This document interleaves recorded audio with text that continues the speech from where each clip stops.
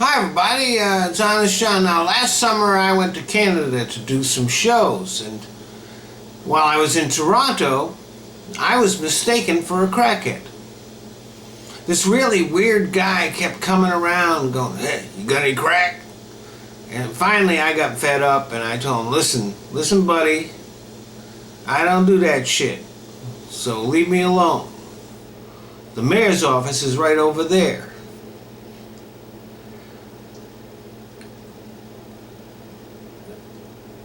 Yes, we've all watched the antics of Rob Ford, Toronto's mayor and Canada's funniest crackhead, with glee and laughter. But you know, he says he hasn't done crack in months, or even gotten drunk in months. So the way he's been acting, it's not on account of drugs. It's just because he's fucking batshit crazy. But while we were distracted by Mayor Ford's antics up in the Great White North, there is cocaine here in the United States too, right under our noses. Or specifically, right under Republican Congressman Trey Radle's nose.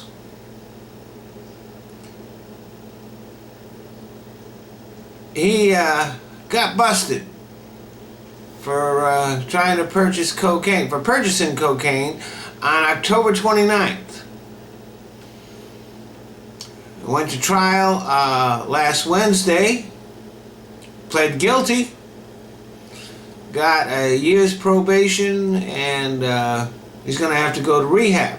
And of course he's apologized and said he's sorry. Funny thing is that when he got busted, he didn't say anything. He didn't say anything about it until the press found out. And this wasn't like a one-off mistake. As a matter of fact, the reason why the press found out, the reason why he got busted, is because the first thing he did after taking the oath of office was to connect up with the cocaine dealers in Washington, D.C. He was buying so much cocaine so often that the press was beginning to figure it out, and the feds were watching him.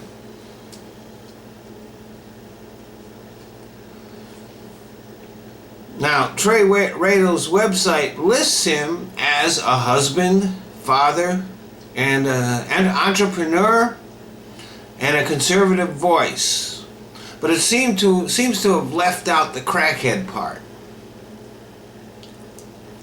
Radle also voted for legislation that would force Americans who collect food stamps to be drug tested. Now, Trey and the rest of you conservatives, people who are on food stamps, they can't afford drugs. It's rich assholes like you.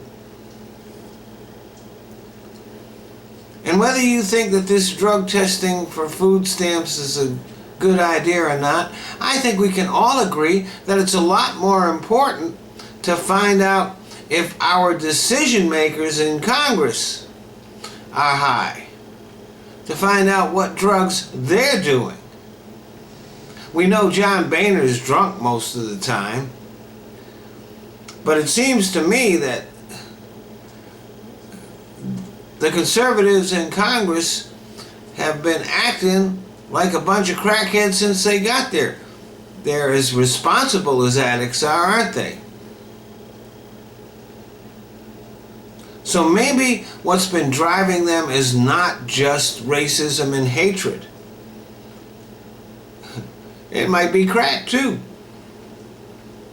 So let's drug test the Congress. And while we're at it, what about the idiots who vote for them? I think we should make all Republicans piss in a cup before they can vote in the next election. Thanks for listening.